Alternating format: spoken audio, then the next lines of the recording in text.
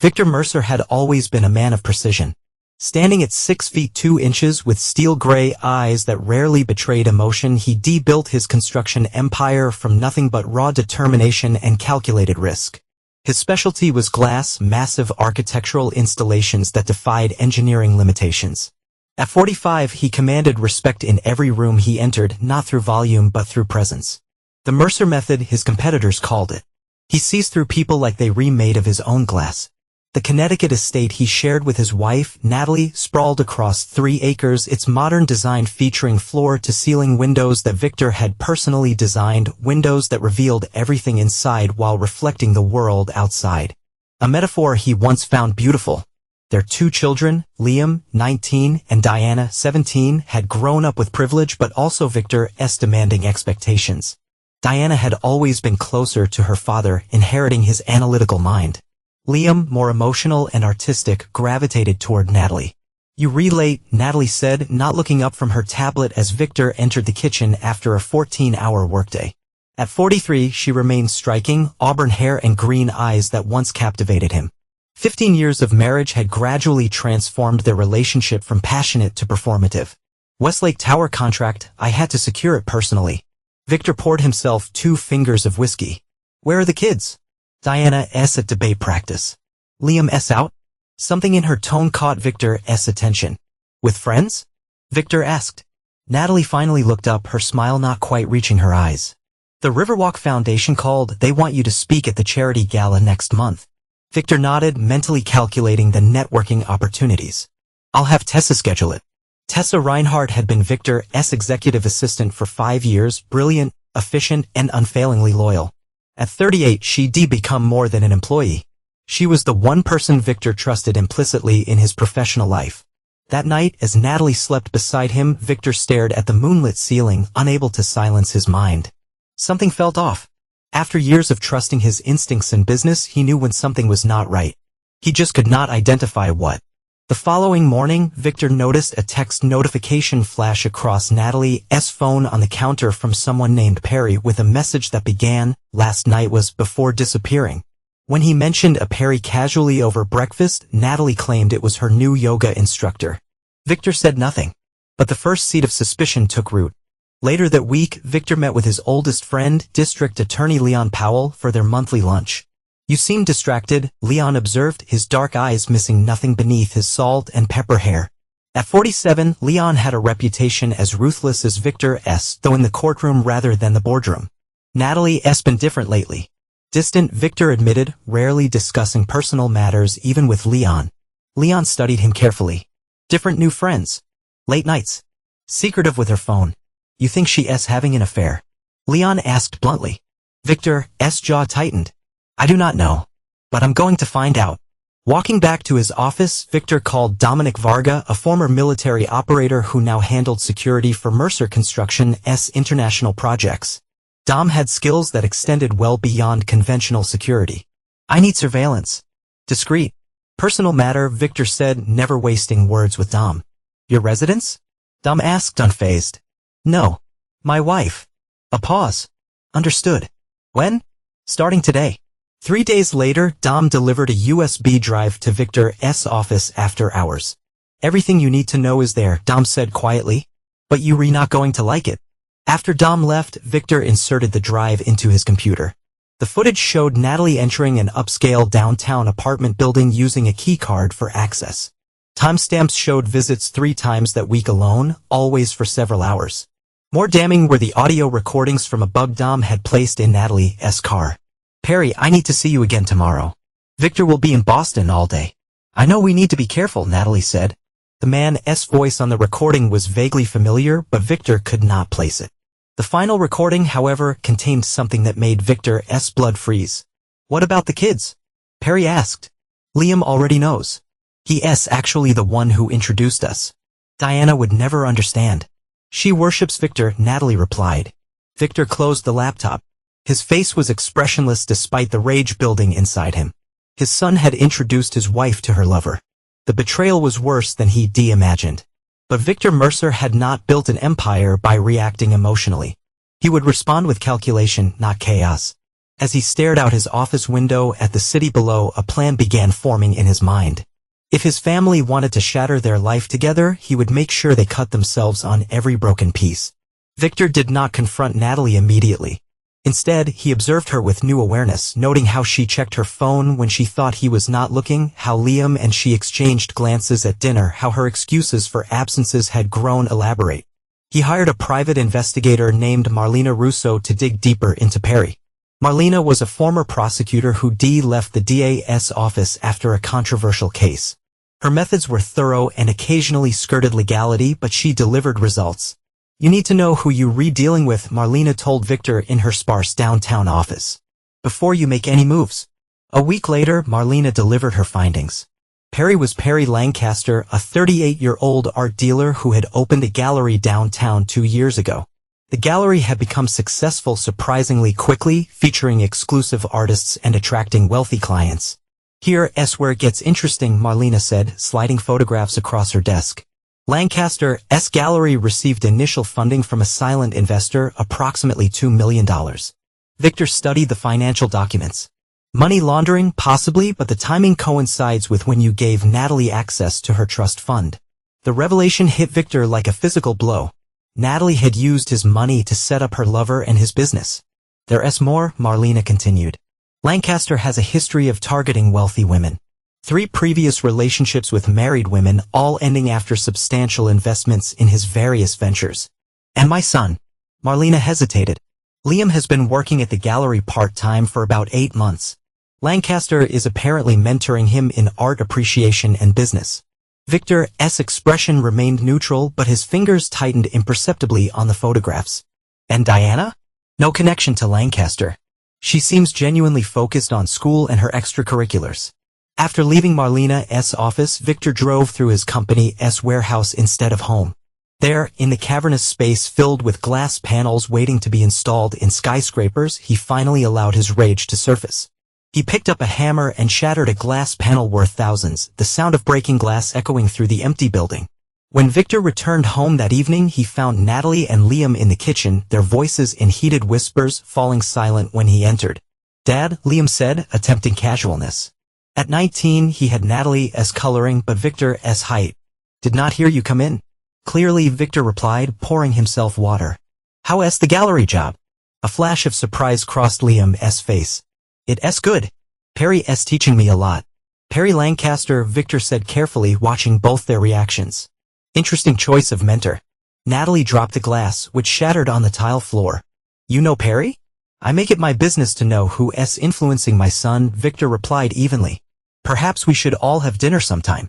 I'd like to meet this mentor." The panic that flashed across both their faces confirmed everything. Victor excused himself and went to his home office where he made 2 calls. The first was to Leon Powell.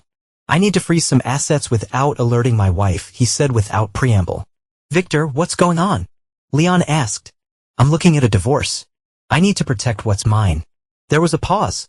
"Come to my house tomorrow night. We'll talk strategy." The second call was to Tessa. "Cancel my meetings tomorrow. And I need you to set up an offshore account. Maximum security, maximum discretion." The following day, Victor met with his company's financial team, restructuring assets and creating subsidiaries that would be difficult to trace. By evening, he had secretly moved significant funds and was sitting in Leon's study, reviewing options.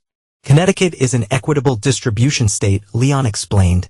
"Unfortunately, given the length of your marriage, Natalie could be entitled to a significant portion of everything, not just what you earned during the marriage, but potentially premarital assets that have appreciated."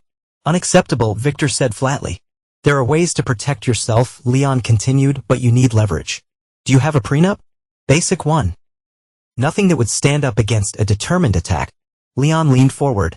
"Then you need something else, something that would make her willing to settle on your terms. Evidence of the affair is not enough. In today's courts, it's barely relevant. You need something more compelling." Victor nodded slowly. "I'll find it." That night, Victor accessed Natalie's laptop while she slept. Years of marriage had made her careless. He knew her passwords and patterns. Her email revealed hundreds of messages between her and Lancaster going back 18 months. The affair had been going on for well over a year. More disturbing were emails discussing Victor himself. He was completely absorbed in his work. He has no idea. Even if he found out, what could he do? His precious reputation means everything to him. He'd never risk a messy public divorce. And later, the plan is perfect. Another year of building the gallery's reputation with his money, then we can make our move. With what I'm entitled to in the divorce, plus what we've already moved, we'll have everything we need. Then, most damning of all, an email from 3 months ago. Liam's fully on board. He resents Victor so much for all those years of emotional distance. He's happy to help us. Diana remains the wild card.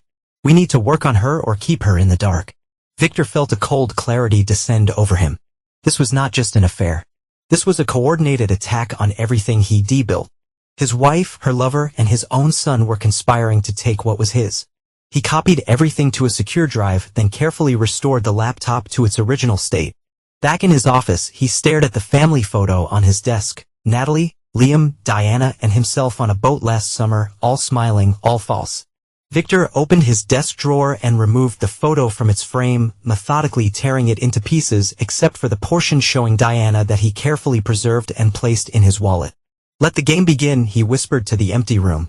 Victor's plan required patience. For the next month, he maintained the appearance of normalcy while meticulously assembling the pieces of his counterattack. He continued his routine of long work hours, giving Natalie and Liam the illusion that nothing had changed. Meanwhile, he cultivated a relationship with his daughter, the only family member who had not betrayed him. They began having weekly lunches, something Victor had never prioritized before. "You seem different lately, Dad," Diana said during one such lunch. With her dark hair and analytical mind, she reminded Victor of himself at that age. "Different how?" he asked, genuinely curious about her perception. "More present." She hesitated. "Is everything okay with you and Mom?" Victor studied his daughter carefully. "Why do you ask?" Diana looked uncomfortable. "I overheard Liam on the phone. Something about you being distracted by work and it being perfect timing for something." Victor nodded slowly, maintaining his composure. "Diana, I'm going to ask you something important and I need the truth. Have you met someone named Perry Lancaster?" Her brow furrowed. "The guy who owns the gallery where Liam works?" "Once or twice, when I picked Liam up." "What did you think of him?" Diana shrugged. "Pretentious. Talks about art like he's the only one who understands it. Liam thinks he's brilliant, though." Victor reached across the table and took his daughter's hand, a rare gesture of affection. "Diana, things at home might become difficult soon. I need you to trust me. Even when it seems like I'm being harsh." "Dad, you're scaring me." "Do not be scared. Just be observant," Victor said, squeezing her hand before releasing it. "And remember who was there for you, even when it was not convenient." While building this alliance with Diana, Victor executed the financial aspects of his plan. Through Tessa, he established shell companies that began purchasing the properties surrounding Lancaster's gallery. Within weeks, Victor anonymously controlled the entire block. Simultaneously, he investigated Lancaster more thoroughly, using Marlena Russo's connections to uncover the art dealer's vulnerabilities. Lancaster had a pattern: seduce wealthy women, secure investments, then disappear when the money was gone or the situation became complicated. "He's smart," Marlena reported. "No criminal record. Women rarely report what happened, too embarrassing. But I found something potentially useful. His last target before your wife was Barbara Holloway." Victor recognized the name immediately. "Judge Holloway's wife?"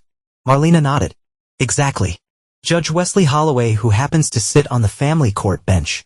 Lancaster ended things when Barbara wanted to leave her husband. Judge Holloway never knew about the affair. Find Barbara Holloway," Victor instructed. "I need to speak with her." 2 days later, Victor met Barbara Holloway at a discreet restaurant outside the city. At 52, she remained elegant, though her eyes held a wariness that came from experience. "I'm not proud of what happened," she said after Victor explained why he wanted to meet. "Perry is convincing. He makes you feel like the most fascinating person alive." "Did he ask you for money?" Barbara laughed bitterly. "Not directly. There were always opportunities. Artists who needed backing, rare pieces he could acquire at a discount. I gave him nearly $500,000 before I realized the pattern." "And you never told your husband?" "Wesley would have left me. And frankly, I was embarrassed, a woman my age falling for someone like Perry." She studied Victor. "Your wife is younger. Pretty. What's her vulnerability that Perry exploited?" Victor considered this. "Natalie has always felt overshadowed by my success, my focus on work." Barbara nodded. "Perry finds the crack and widens it until the foundation crumbles."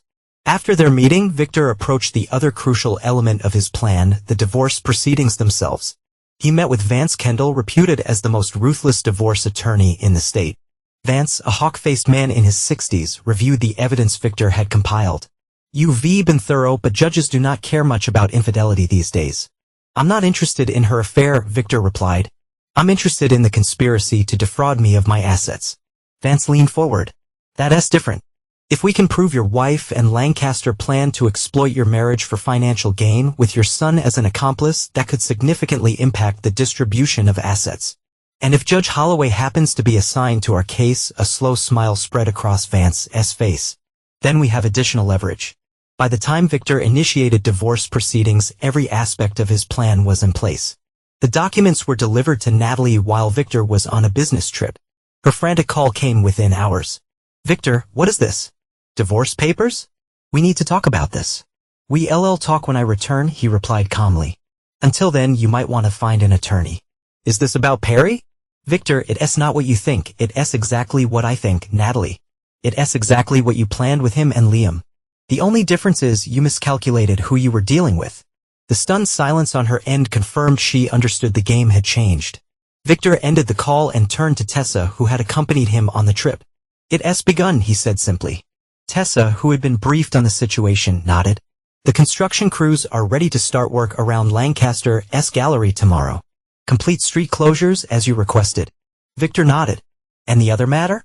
"Every major client of Lancaster's gallery has received the information packet about his previous investment strategies with married women." "Good." Victor stared out the hotel window at the city lights below. Now they would realize they were trapped. The architect of glass had designed his revenge. And like all his creations, it was both beautiful and dangerous, allowing him to see everything while his opponents saw only what he wanted them to see. The foundation was laid, the structure rising. And unlike glass, Victor Mercer would not break. Natalie hired Patricia Wickham, a divorce attorney with a reputation for securing massive settlements for wronged wives. Known as the Barracuda, Patricia had made a career of dismantling the fortunes of wealthy men who strayed. "Mrs. Mercer," Patricia said during their first meeting, her silver bob and designer suit projecting calculated competence, "Connecticut's equitable distribution laws are on our side. Given the length of your marriage and your contributions as a homemaker, we should aim for 50% of all assets." Natalie leaned forward, her face tense. "There's a complication. Victor knows about Perry." Patricia waved dismissively. "Infidelity rarely impacts financial settlements these days. We'll position you as a neglected wife who found emotional support elsewhere due to your husband's workaholic nature." "Victor is not like other men," Natalie warned. "He does not get angry. He gets calculated." "Every man thinks he's different," Patricia replied with practiced confidence. "They all bleed the same in divorce court." Meanwhile, Perry Lancaster faced his own crisis. Construction barriers had appeared overnight around his gallery, cutting off street access and parking. Dust from demolition coated his windows. Noise made conversations inside impossible. His foot traffic dropped by 80% in 3 days. When he called the city planning office, he was informed that Obsidian Development had proper permits for the entire block's renovation. When he tried to identify Obsidian's ownership, he hit dead ends. When he attempted to reach his major clients about upcoming showings, he discovered his reputation had been mysteriously tarnished. "Natalie, something's wrong," he told her when she visited the gallery. Once handsome in a polished way, stress had begun to etch lines around his eyes. "It's like someone's targeting me specifically."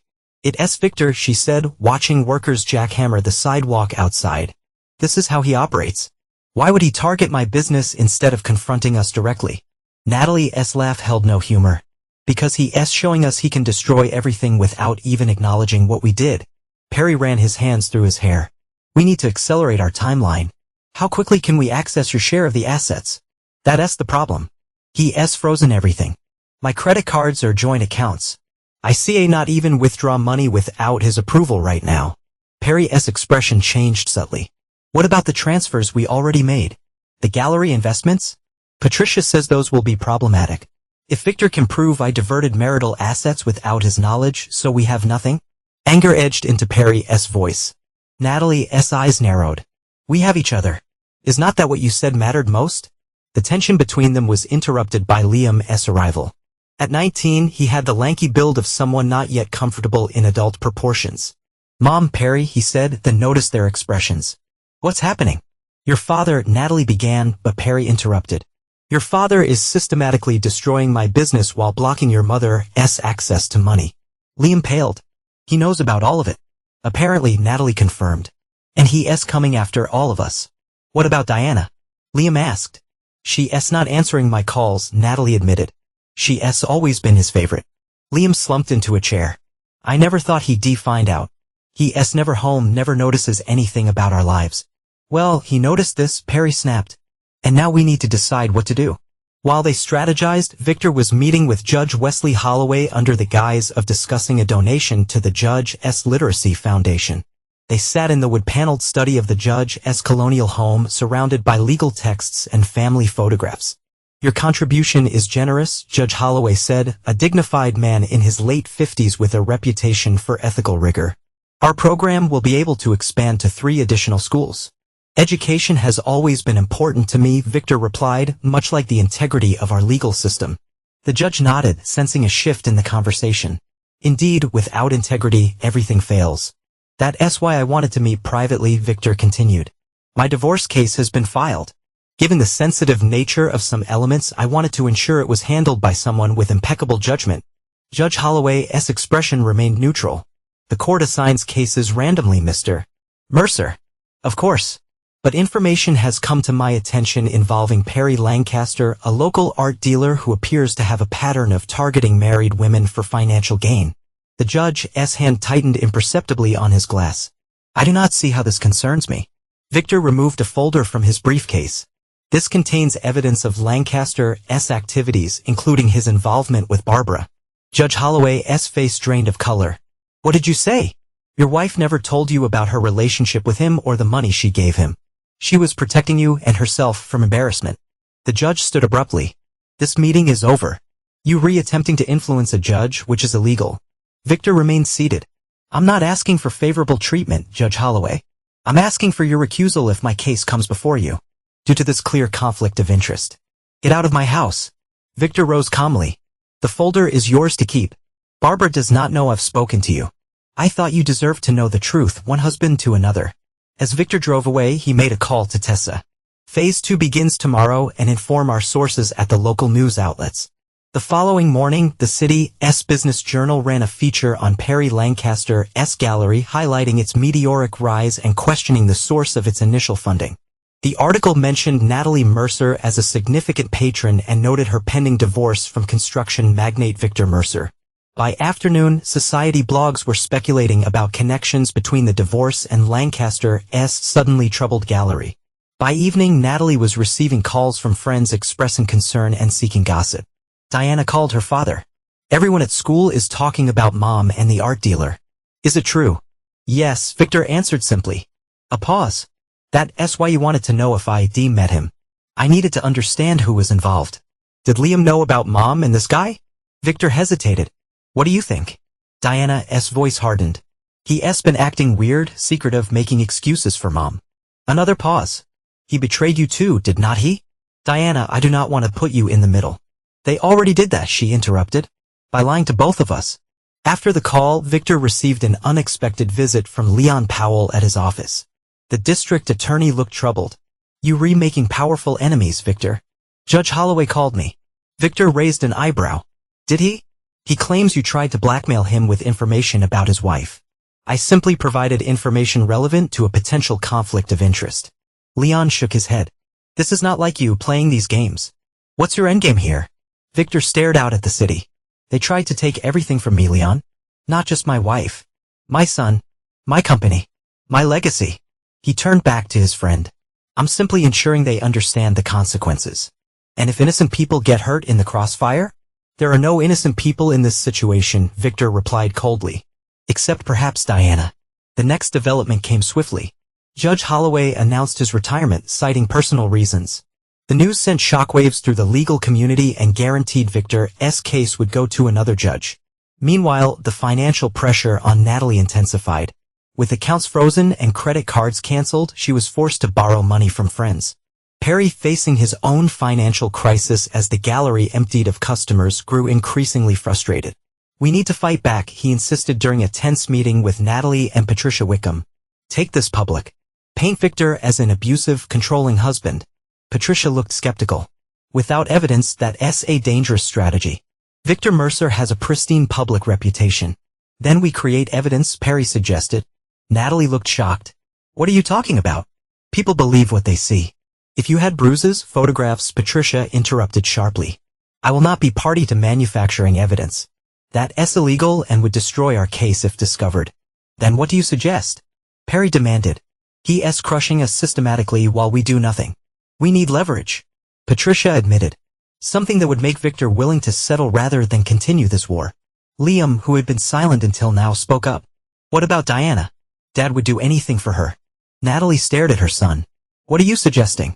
"If Diana testified against him, about his controlling behavior, his emotional absence. If she took our side."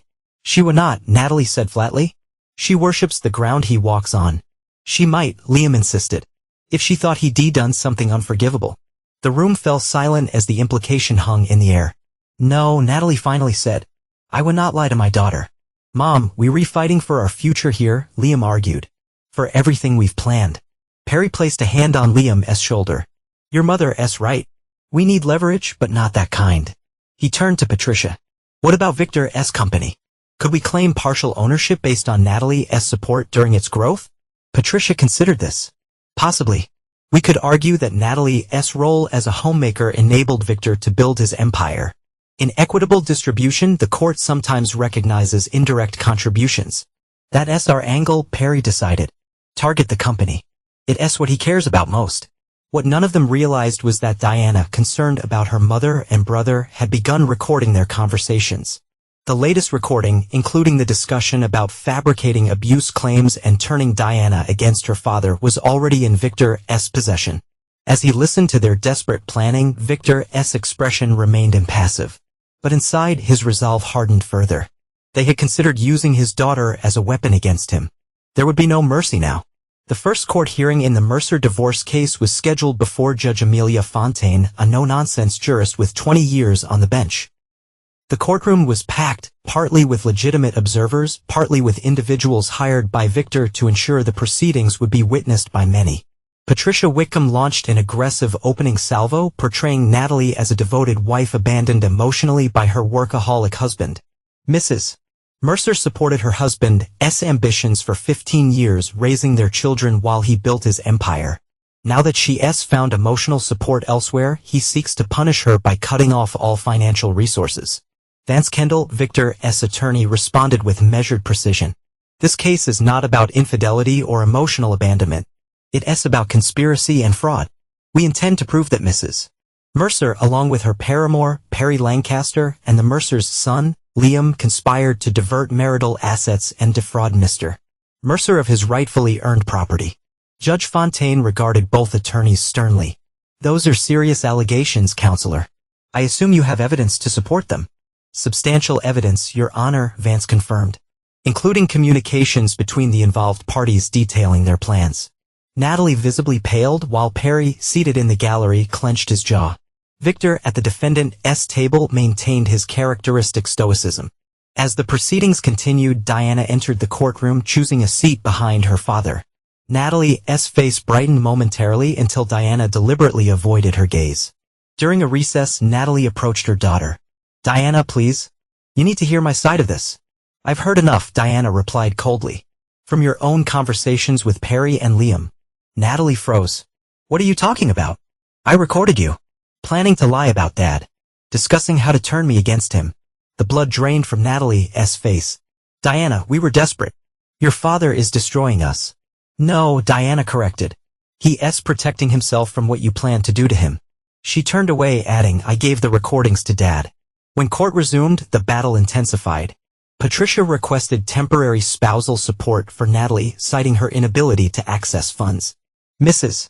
Mercer diverted approximately $2 million of marital assets to fund Mr. Lancaster's gallery, Vance countered. "We submit that she has access to those funds if Mr. Lancaster would simply return them." Judge Fontaine turned to Natalie. Is this allegation accurate, Mrs. Mercer? Before Natalie could respond, Patricia intervened. My client made investments from joint funds which she was entitled to do as Mr. Mercer's spouse. Without his knowledge or consent, Vance added. The court grants temporary monthly support of $10,000, Judge Fontaine decided. Significantly less than requested given the allegations of prior fund diversion. This amount covers reasonable living expenses only. This was a strategic loss Victor had anticipated and one that furthered his larger plan by establishing a judicial acknowledgement of Natalie's suspicious financial activities. Outside the courthouse, reporters swarmed the parties. Victor declined comment, but Natalie, against Patricia's advice, spoke emotionally. My husband is using his power and wealth to punish me for falling in love with someone else. He's trying to destroy Perry's business and turn my children against me. Her words, carefully edited, appeared on local news that evening, making her appear entitled rather than wronged. Meanwhile, Perry faced his own crisis. The gallery's landlord, now secretly owned by Victor through one of his shell companies, had doubled the rent and cited building code violations requiring immediate expensive repairs. This is targeted harassment, Perry argued during a meeting with the property management company. These violations were not issues last month. The manager, following Victor's instructions, remained impassive. The building was recently inspected more thoroughly due to the nearby construction. These violations must be addressed within 30 days or we will be forced to terminate your lease. Simultaneously, several artists whose work formed the backbone of Perry's gallery received anonymous information packets detailing his history with previous wealthy women investors. By week's end, 3 had withdrawn their collections. Perry's frustration boiled over during a late-night argument with Natalie at his apartment. He's methodically destroying everything. And you still have access to your children, a support payment. What do I have? He hurled a glass against the wall, shattering it. Natalie stepped back, seeing a side of Perry she had not witnessed before. This is not my fault. We could not have known Victor would react this way. You should have known. He's your husband of 15 years. Perry's handsome face contorted with rage. You said he was oblivious, too caught up in work to notice anything. I was wrong, Natalie admitted quietly. Well, your mistake is costing me everything, Perry snapped. Maybe if you'd been more careful about the money transfers, we'd have something left. A chill ran through Natalie. Is that what this is really about? The money. Perry caught himself, forcing his features to soften. Of course not. I'm just under immense pressure. We both are. But something had changed between them. A crack had formed in their united front. Liam, meanwhile, found himself increasingly isolated. His friends from the university art program distanced themselves as rumors spread about his role in the scandalous divorce. Diana refused to speak to him, and his position at the gallery became meaningless as customers dwindled. He arranged to meet Victor at his office, neutral territory, for a conversation long overdue. Dad, Liam began, sitting stiffly across from Victor's imposing desk. This has gone far enough.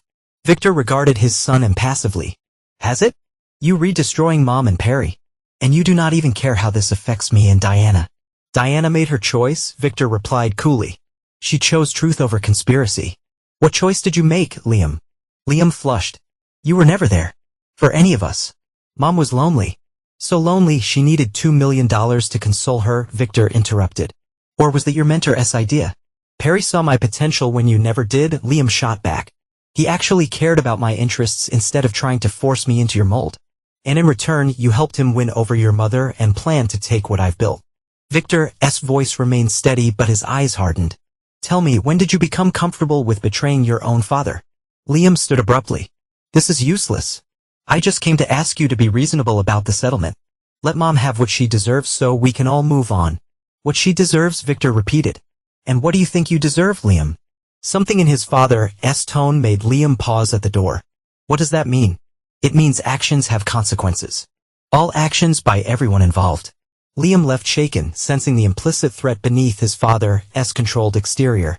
The next development blindsided Natalie and her team. An anonymous source provided financial journalists with documents showing that Perry Lancaster had followed an identical pattern with 3 previous women, all wealthy, all married.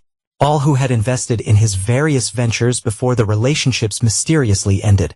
When confronted by Patricia about this history, Perry claimed the situations were different. Those were business arrangements that evolved into brief, personal relationships. What Natalie and I have is real. Patricia was not convinced. The pattern is damaging, Mr. Lancaster. It suggests you target wealthy married women specifically for financial gain. That's absurd, Perry insisted, though his confidence had visibly eroded. The tension between Perry and Natalie escalated as the financial and public pressure mounted. During another court hearing, Victor's team introduced evidence of the money transfers to Lancaster's gallery along with emails between Natalie and Perry discussing how to access more of Victor's assets. Judge Fontaine's expression grew increasingly stern as the evidence accumulated. Mrs. Mercer, these communications suggest a deliberate attempt to divert marital assets. Do you deny their authenticity? Before Natalie could respond, Patricia requested a brief recess to confer with her client. In the conference room, Patricia confronted Natalie. Why did not you tell me the full extent of these transfers? Were these explicit discussions about taking Victor's money? It was not like that, Natalie insisted. The gallery was a legitimate investment opportunity. In your lover's business? Patricia's voice dripped with skepticism. While discussing Victor's ignorance of your activities, this is not just an affair, Natalie. This looks like fraud. When they returned to court, Patricia attempted damage control, arguing that the communications were taken out of context. But the damage was done. Judge Fontaine ordered a full accounting of all assets Natalie had transferred to Lancaster or any entities he controlled. As they left the courthouse, Natalie saw Perry watching from a distance, his expression unreadable. When she approached, he turned away. Perry, wait, she called, catching up to him on the courthouse steps. This is not working, he said tightly. Your husband is too powerful, too connected. He's going to destroy everything. We can still fight, Natalie insisted. Together. Perry laughed bitterly. Together? My gallery is failing, my reputation is ruined, and now the court is investigating every penny you gave me. He looked at her with sudden coldness. Maybe we should cut our losses. What are you saying? I'm saying maybe your husband would be more generous if you were not with me anymore. The words hit Natalie like a physical blow. After everything, you re-abandoning me for money? I'm being realistic, Perry replied. Something you should have been from the beginning about what Victor would do if he discovered us. As Perry walked away, Natalie stood frozen on the courthouse steps, suddenly understanding what Victor had known all along. Perry had never loved her. She had been another wealthy target, nothing more.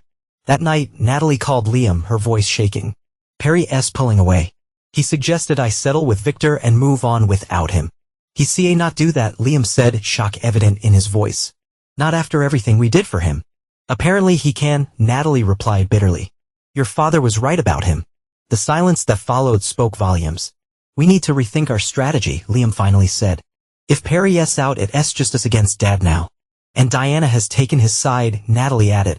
We re-losing, Liam. Not yet, Liam insisted. We still have one option. The evidence we discussed before about Dad's controlling behavior. If we both testify, you mean lie in court? Natalie sounded horrified. It's not entirely a lie, Liam argued. He was controlling. Emotionally distant. We just need to emphasize certain aspects. Perjury is a crime, Liam. So is fraud, Mom, which is what they're re-accusing us of right now. The conversation ended unresolved, but a seed had been planted. As Victor's methodical pressure continued to mount, the temptation to fight back by any means necessary grew stronger for both Natalie and Liam. What they did not realize was that Victor had anticipated this desperation. Every move they made now would only bring them closer to the trap he had meticulously constructed, a trap designed not just to win the divorce, but to reveal the true nature of those who had betrayed him. The crucible was heating, and soon the impurities would rise to the surface for all to see. The day of the final divorce hearing arrived with a tension that seemed to electrify the courtroom.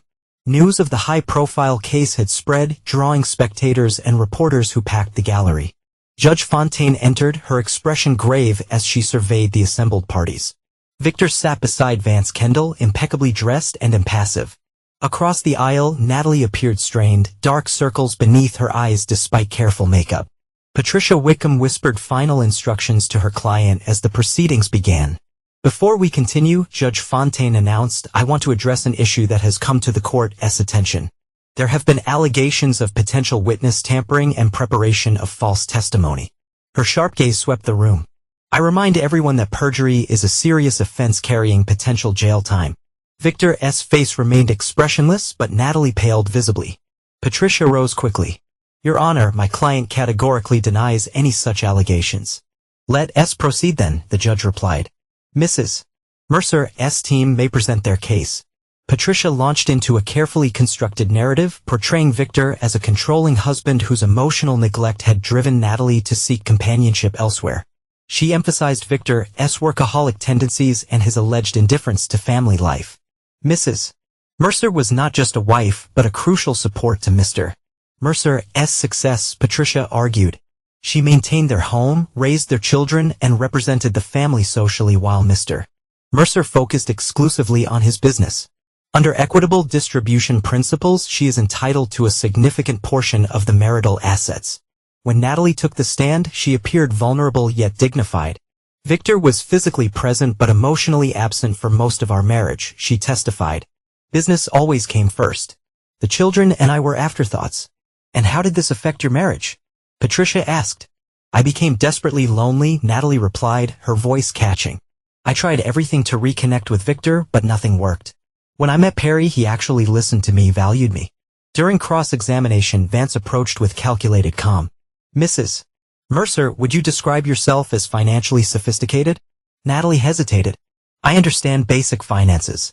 Yet you managed to transfer approximately $2 million from various accounts to Mr. Lancaster's gallery over 18 months, Vance noted. That suggests more than basic understanding. Those were investments, Natalie insisted.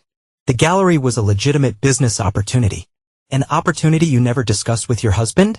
Victor was not interested in art. Vance smiled thinly. Mrs. Mercer, I'd like to enter into evidence emails between you and Mr. Lancaster discussing, and I quote, how to move funds without Victor noticing. He placed the documents before her. Do legitimate investments typically require secrecy from one's spouse? As Natalie struggled to explain, Liam watched from the gallery, tension evident in every line of his body. Diana sat on the opposite side, deliberately separated from her brother. Next, Patricia called Perry Lancaster to testify about his relationship with Natalie. His usual confidence appeared diminished as he took the stand, aware of the hostile scrutiny from Victor's side. Mr. Lancaster, Patricia began, please describe how your relationship with Mrs. Mercer developed. Perry crafted his answer carefully. We met at a gallery event. Natalie showed genuine interest in art. Something she said was missing from her home life. Our relationship evolved naturally from shared interests. And the investments she made in your gallery? Those were legitimate business transactions, Perry insisted. The gallery has been successful and the investments will show returns over time. When Vance cross-examined Lancaster, his approach was ruthless. Mr. Lancaster, is Natalie Mercer the first wealthy married woman who has invested in your ventures? Perry stiffened. No. In fact, you have a pattern of developing relationships with affluent married women who subsequently invest in your businesses. Do you not? I move in circles where successful people appreciate art, Perry countered. Some choose to invest. Vance produced documentation of Lancaster's previous relationships and the subsequent investments. Interesting that these investments occurred during intimate relationships and that the relationships ended shortly after the funds were secured. Perry's composed facade began to crack. Each situation was different. Yet the pattern remains remarkably consistent, Vance observed, including your current relationship with Mrs. Mercer, which evidence suggests was planned specifically to access my client's wealth. By the time Liam took the stand as the final witness for Natalie's side, the momentum had clearly shifted. Still, he delivered his rehearsed testimony with apparent conviction. My father was always distant, Liam stated. He criticized my interest in art, pressured me to join his business. Mom was the one who supported my actual passions. Would you characterize your father as controlling?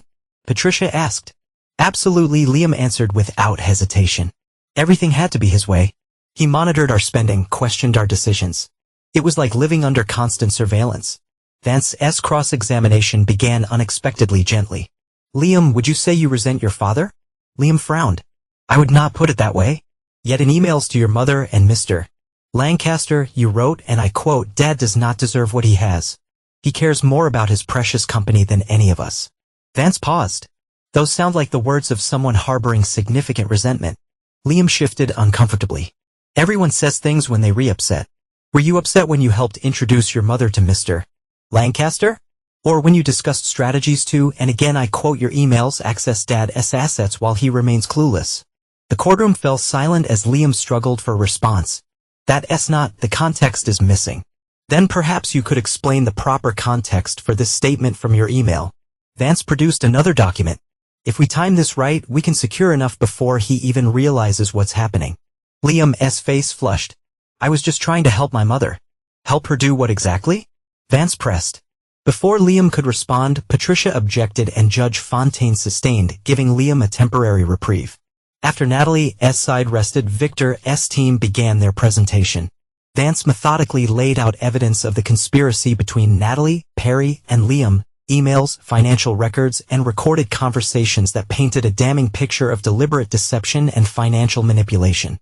When Victor finally took the stand, the courtroom seemed to hold its collective breath. Unlike the emotional testimonies that preceded his, Victor spoke with measured precision. I built my company from nothing, he testified. 15-hour days, 7 days a week for years. I provided my family with every comfort, every opportunity. I trusted my wife completely with our finances, our home, our children. When did you become aware of Mrs. Mercer's relationship with Mr. Lancaster? Vance asked. I noticed changes in her behavior approximately 4 months ago, Victor answered. Secretiveness with her phone, unexplained absences. Initial investigation revealed the affair, but further inquiry uncovered something more disturbing, a systematic plan to divert my assets. And how did this affect you? For the first time, Victor allowed a glimpse of emotion to surface. The betrayal by my wife was painful. The discovery that my son was involved. He paused, his voice dropping slightly. That was devastating. The human moment from the otherwise stoic businessman had a powerful effect on the courtroom. Even Judge Fontaine's expression softened momentarily. As Victor's testimony concluded, Patricia's cross-examination attempted to recharacterize his business focus as neglect, but Victor remained unflappable, acknowledging his work commitments while refuting the characterization of emotional absence. I attended every important event in my children's lives, he stated firmly. I may not have been demonstrative, but my family knew they were my priority. Why else would I have given Natalie complete access to our finances? That was an act of trust she betrayed. When both sides had presented their cases, Judge Fontaine announced she would review the evidence before making her decision. This court will recess for 1 hour. During the recess, an unexpected drama unfolded in the courthouse corridor. Perry Lancaster approached Natalie, his expression tense. We need to talk, he said quietly. This is not going well.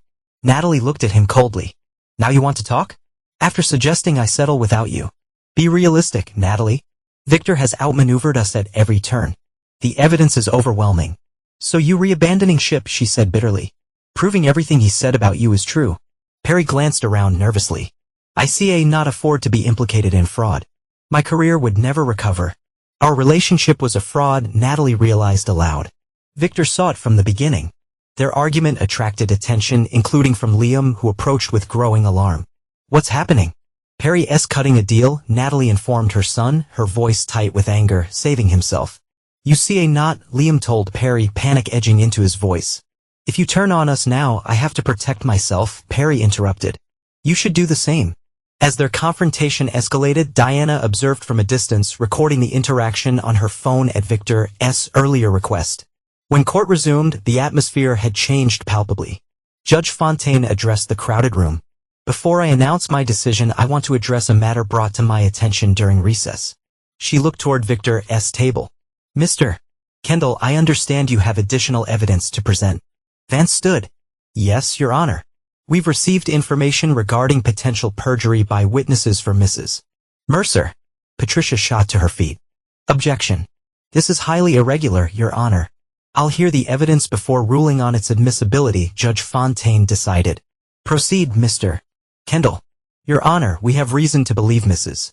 Mercer and her son coordinated false testimony regarding Mr. Mercer's behavior. Additionally, new evidence suggests Mr. Lancaster has already begun distancing himself from Mrs. Mercer now that the financial scheme appears to be failing. Murmurs rippled through the courtroom as Vance continued. We request permission to present this new evidence before Your Honor makes her decision. Judge Fontaine considered the request. I'll allow it. What followed was the moment Victor had meticulously engineered. Vance presented recordings of conversations between Natalie, Perry, and Liam discussing the fabrication of testimony about Victor's controlling behavior. He submitted the recent video Diana had captured showing Perry attempting to separate himself from the others. Most damning was a recording from the previous evening of Liam coaching Natalie on specific false claims to make during testimony. Just say he monitored your spending obsessively, Liam's voice echoed through the courtroom, and that he isolated you from friends who did not meet his standards. But that was not true, Natalie had objected. It does not matter, Liam had replied. It's what the judge needs to hear. The courtroom fell completely silent as the recording ended. Natalie's face had gone ashen. Liam stared at the floor. Perry Lancaster had shrunk in his seat, visibly trying to distance himself from the proceedings. Judge Fontaine's expression had transformed to one of barely contained fury. Mrs. Mercer, Mr. Mercer, she addressed the former couple. Approach the bench with your attorneys. Once they stood before her, the judge spoke in a low, controlled voice. I have been a judge for 20 years. In that time I have seen many bitter divorces, many deceptions. But rarely have I seen such calculated dishonesty as displayed in this case. She turned to Natalie. Mrs. Mercer, the evidence strongly suggests you committed perjury and conspired to defraud your husband. Under normal circumstances, I would refer this matter for criminal prosecution immediately. Natalie swayed slightly, Patricia's hand steadying her arm. In light of this new evidence, Judge Fontaine continued, I am prepared to render my decision now, unless there are objections. Both attorneys indicated they were ready to proceed. Returning to her seat, Judge Fontaine addressed the full courtroom. In the matter of Mercer versus Mercer, having reviewed all evidence and testimony, I find in favor of Mr. Mercer. She detailed her decision. Natalie would receive no alimony and only the minimum statutory share of marital assets after repayment of all funds diverted to Lancaster or his businesses. Victor would retain full ownership of Mercer Construction and all associated companies. The Connecticut estate would be sold, with proceeds divided after adjustment for Natalie's financial improprieties. Finally, Judge Fontaine concluded, I am referring evidence of potential perjury and conspiracy to the district attorney's office for review and possible criminal charges. As the judge's gavel fell, finalizing the decision, Natalie collapsed into her chair. Perry Lancaster slipped from the courtroom, avoiding reporters. Liam sat frozen, the magnitude of what had transpired slowly sinking in. Victor stood calmly, shaking Vance's hand before turning to exit. As he passed Diana in the gallery, he placed a gentle hand on her shoulder, the only display of emotion he allowed himself. The courtroom began to empty when suddenly a commotion erupted near the doors. A courier entered, approaching the judge's bench with an envelope. Your Honor, the courier said, I was instructed to deliver this directly to you during today's proceedings. Judge Fontaine frowned, but accepted the envelope. Opening it, she examined the contents, her expression changing to surprise. Mr. Mercer, she called. It seems there's a video and it changes everything. The courtroom fell silent again as Victor turned back. Natalie, who had been gathering her belongings with trembling hands, went pale. What video? Patricia asked urgently. Judge Fontaine gestured to the court technician. Please prepare to play this digital evidence. As the technician worked to connect the provided drive, Victor returned to his table, his expression giving away nothing. Diana moved to sit beside him, while Liam watched with growing dread. The courtroom lights dimmed and the video began to play on the large monitor used for evidence display. It showed Perry Lancaster in his gallery after hours meeting with a man whose face was initially obscured. They appeared to be arguing about money. As the camera angle shifted, the second man was revealed to be a private investigator who had previously worked for Victor's company. I did exactly what Mercer paid me to do, the investigator was saying. I approached his wife, pretended to be interested in art, gained her trust, and suggested she invest in the gallery. All according to his instructions. Perry looked agitated. But he's destroying my business now. This was not our agreement. There was no agreement, the investigator laughed. You were a pawn, Lancaster. Victor Mercer suspected his wife's loyalty. He needed to test her and his son. You were just the bait. The video continued, revealing an apparent conspiracy by Victor to entrap Natalie and Liam by creating temptation and opportunity. The investigator detailed how he had been paid to assume the identity of Perry Lancaster, seduce Natalie, and encourage her to divert funds, all to test whether she would betray Victor. As the video ended, the courtroom erupted in confused murmurs. Judge Fontaine called for order, her own expression troubled. Mr. Mercer, she addressed Victor directly, what is the meaning of this evidence? Victor stood, his composure finally wavering. Your Honor, I have no knowledge of this video or its contents. This must be some kind of fabrication. It appears to show you orchestrated this entire situation, Judge Fontaine observed, setting a trap for your wife and son. Patricia was already on her feet. Your Honor, if this is accurate, it constitutes entrapment and fraud by Mr. Mercer himself. We move to set aside your ruling immediately. Judge Fontaine turned to Vance. Counselor. Vance appeared genuinely confused. Your Honor, we need time to investigate the authenticity of this recording. We have no knowledge of any such scheme. The judge's gaze returned to Victor. Mr. Mercer. For the first time, Victor appeared uncertain. The video is a fabrication, Your Honor. I did not orchestrate any such plan. Judge Fontaine studied him intently before turning to Natalie, who appeared equally shocked by the revelation. Mrs. Mercer, did you have any knowledge of this recording? No, Your Honor, Natalie whispered. I've never seen it before. The judge surveyed the chaotic courtroom before making her decision. In light of this new evidence, I am temporarily staying my ruling pending a full investigation into the authenticity of this video and its claims. Court is adjourned until further notice. As people filed out of the courtroom in stunned confusion, Victor remained seated, his mind racing to identify the source of this unexpected development. Diana leaned close to her father. Dad, what's happening? Is the video real? Victor shook his head slightly. No, someone is interfering with my plan. Across the courtroom, as Natalie gathered her belongings with renewed hope, a slight smile played across her lips, a smile that would have revealed everything to Victor had he seen it. The architect of vengeance had just encountered an unexpected structural flaw in his carefully designed revenge. But unlike his glass creations, this was one flaw he had not anticipated. The morning after the court bombshell, Victor sat in his home office, methodically reviewing security footage from his company's systems. The damning video had been a masterstroke, one he had not anticipated. Someone had outmaneuvered him, at least temporarily, and he needed to know who. A knock at the door interrupted his concentration. Diana entered, her young face bearing the strain of recent events. Any progress? She asked, setting a cup of coffee beside him. Not yet, Victor admitted. The video was professionally produced. Voice analysis suggests sophisticated audio manipulation. Diana sat across from him. Could it be Mom? Or Perry? Neither has the technical skills or connections. This required resources. Liam? Victor considered this. Possibly, but unlikely alone. He studied his daughter. How are you holding up? Diana shrugged, attempting casualness. My family is imploding in the most public way possible. I'm great. Victor allowed himself a rare smile. Your sarcasm remains intact. That's something. Dad, Diana hesitated. What happens if they see not prove the video is fake? They will not prove it's real because it is not, Victor replied with absolute certainty. This is a delay, not a defeat. Meanwhile, in Perry Lancaster's apartment, a tense meeting unfolded. Natalie paced while Perry lounged on his sofa, looking more relaxed than he had in weeks. It worked, Natalie marveled. I not believe it actually worked. Do not celebrate yet, Perry cautioned. Victor would not accept this setback quietly. But the video was perfect, Natalie insisted. The judge completely bought it. Perry nodded. Your friend delivered. How did you find someone with those skills? I did not, Natalie admitted. Liam did. Across town, Liam sat in a dimly lit bar with a man known professionally as the editor, a former film industry special effects expert who now used his talents in less legitimate enterprises. The money's been transferred, Liam confirmed, sliding an envelope across the table. Final payment as agreed.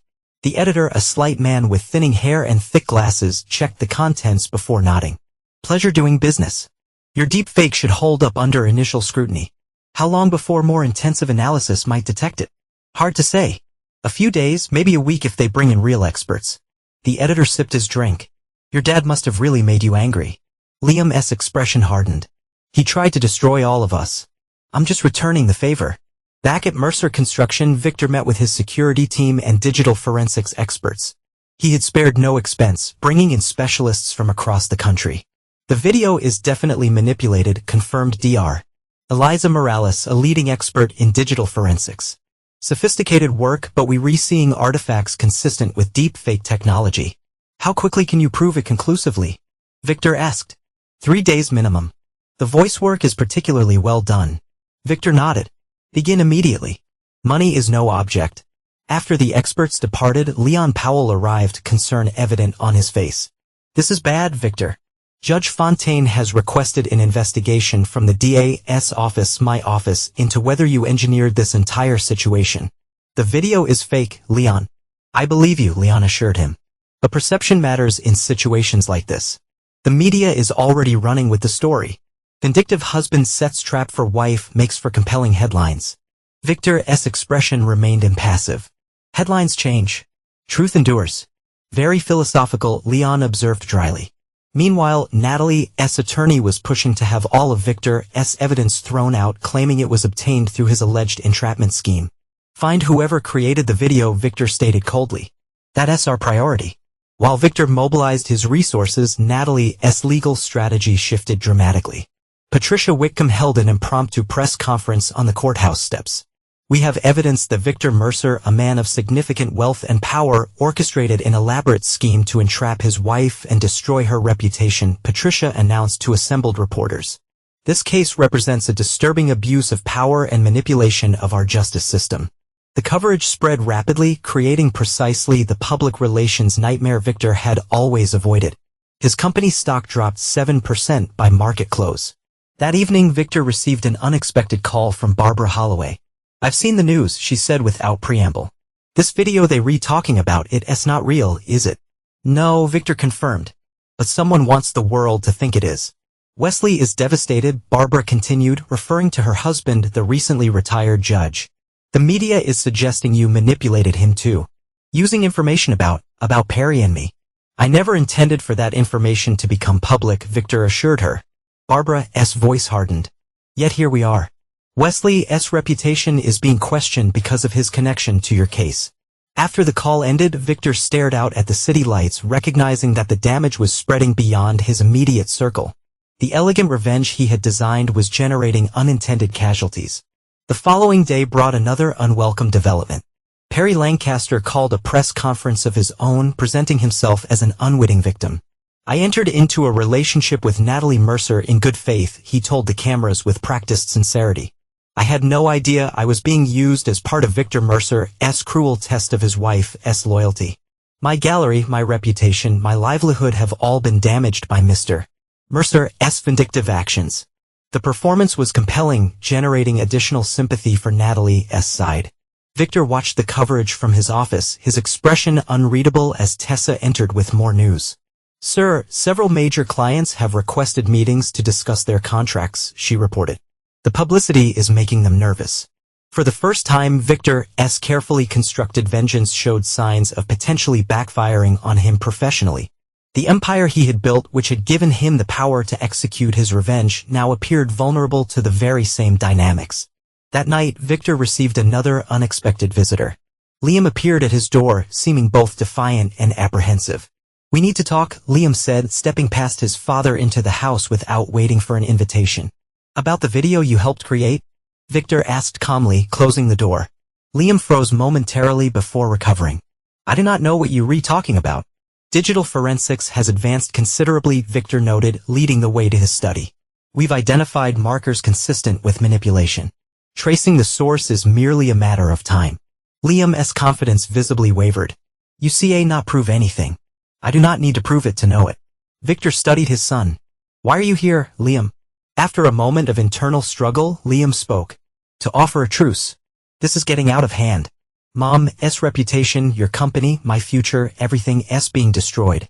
Interesting that you reconcerned now, Victor observed. Not when you helped your mother divert funds. Not when you conspired with Lancaster. Only when your counter-move threatens to fail. People make mistakes, Liam argued. Mom, we never meant for things to go this far. There was nothing accidental about your actions, Victor corrected him.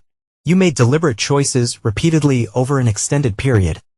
And your response has been proportionate? Liam challenged. Destroying Perry's gallery, freezing Mom's access to money, publicly humiliating all of us. Actions have consequences, Victor stated, unmoved.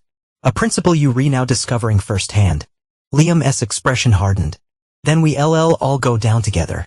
The fake video may not hold up forever, but the damage to your reputation, your company will last. Is that what you want? Victor regarded his son dispassionately. What I want is irrelevant. What matters is what happens next. And what happens next is that I will dismantle this pathetic attempt at manipulation just as methodically as I exposed the original conspiracy. There is still time to stop this, Liam insisted. A reasonable settlement, a private resolution. That opportunity existed before you decided to fabricate evidence and present it in court, Victor replied coldly. Now we proceed to the end. After Liam departed, Victor called his forensics team for an update. They had made progress identifying digital artifacts that conclusively proved manipulation. By morning, they expected to have a complete breakdown of how the video had been created. While Victor's team worked through the night, Natalie, Perry, and Liam met to discuss their increasingly precarious position. The video would not hold up much longer, Liam admitted. Dad's brought in experts. How long do we have? Natalie asked. Days, maybe less. Perry paced nervously. We need to leverage the current public sympathy while we have it. Push for a quick settlement before the video is discredited. Victor would not settle, Natalie said with certainty. Not now. Then we need something else, Perry insisted. Another angle. Liam looked thoughtful. There might be one option left. Diana. She's completely on his side, Natalie objected. Because she believes he's the victim, Liam countered. But if we could convince her otherwise, show her evidence of how controlling he really was. What evidence? Natalie asked. We tried that approach already. Liam hesitated. There are ways to create compelling evidence. Another fake? Perry asked incredulously. After the first one is about to be exposed? Not a fake, Liam clarified. A reinterpretation of real events. Diana was not aware of a lot that happened in the marriage. If she heard certain conversations with the right context, Natalie looked uneasy. You want to manipulate Diana now? I want to show her the truth, Liam insisted. Or at least, a version of it that might make her question her loyalty to Dad. The next morning, Judge Fontaine called an emergency hearing to address the allegations surrounding the video. The courtroom was even more crowded than before, with media representatives filling every available space. Victor arrived with Vance and his forensics experts ready to present their findings. Natalie, Perry, and Liam entered separately, their earlier confidence noticeably diminished. Judge Fontaine opened the proceedings with a stern warning. This court takes allegations of evidence tampering extremely seriously. If the video in question proves to be falsified, those responsible will face significant consequences. Vance immediately moved to present their analysis. Your Honor, we have conclusive evidence that the video presented to this court was digitally manipulated using deepfake technology.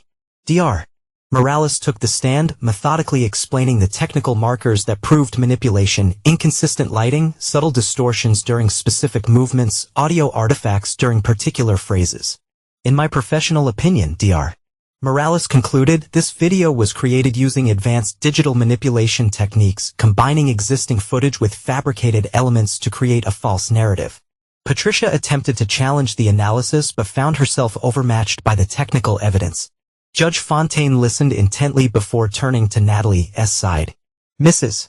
Mercer, did you have any knowledge of or involvement in the creation of this video? Before Natalie could respond, Patricia intervened. My client had no knowledge of any manipulation, Your Honor. She believed the video to be authentic when it was presented. Judge Fontaine's expression suggested skepticism. Mr. Lancaster, Mr. Mercer, she addressed Perry and Liam. The same question to each of you. Both denied knowledge, though Liam's discomfort was visible to everyone in the courtroom. Given the expert testimony, Judge Fontaine announced, I am ruling that the video is inadmissible as evidence. Furthermore, I am reinstating my previous judgment in favor of Mr. Mercer with the additional requirement that the source of this falsified evidence be investigated. As the implications of this ruling settled over the courtroom, Victor observed Natalie, Perry, and Liam with cold satisfaction. Their desperate countermove had failed, leaving them in an even worse position than before. Outside the courthouse, reporters swarmed the parties. Victor declined comment, maintaining his dignified silence. Natalie and Perry similarly hurried past the cameras. Only Liam paused momentarily, his expression a mixture of defiance and defeat as he faced the barrage of questions about the fake video. That evening, as Victor reviewed the final court documents in his home office, Diana entered with news. Liam tried to contact me, she said. He left a message saying he has evidence about your controlling behavior that I need to see. Victor looked up from his work. And I did not respond, Diana replied. But I thought you should know they were still trying to turn me against you. Thank you for telling me, Victor said simply. After Diana left, Victor stared at the family photograph he had torn apart weeks earlier. The piece showing Diana remained intact in his wallet. The rest, Natalie, Liam, and himself, lay in fragments on his desk, a physical representation of what had become of his family. The revenge he had orchestrated had succeeded beyond his expectations. Natalie would receive minimal assets. Perry's gallery was failing. Liam's reputation was tarnished. Justice, as Victor defined it, had been served. Yet as he surveyed the wreckage of what had once been his family, Victor found no satisfaction in the victory. Only a cold certainty that those who had betrayed him had received the consequences they deserved. There was no joy in the outcome, only the completion of a necessary process. Victor gathered the torn photograph fragments and dropped them into the wastebasket. The past was finished. Now it was time to look forward, to rebuild what mattered with those who had proven worthy of trust. Diana, Tessa, his company. These would be his focus now. The glass had shattered, but Victor Mercer would not cut himself on the broken pieces. He would simply walk away, leaving those who had betrayed him to bleed. 1 week after Judge Fontaine reinstated her ruling, Victor received an unexpected message from District Attorney Leon Powell requesting an urgent meeting. They arranged to meet at Leon's home that evening, away from curious eyes. There's been a development, Leon said once they were settled in his study. The investigation into the fake video has uncovered some concerning connections. Victor raised an eyebrow. What kind of connections? Financial ones. Leon produced a folder. We've traced payments to a known digital manipulation expert with ties to organized crime. The money came through a series of shells, but ultimately leads back to someone unexpected. He handed Victor a document showing transaction records.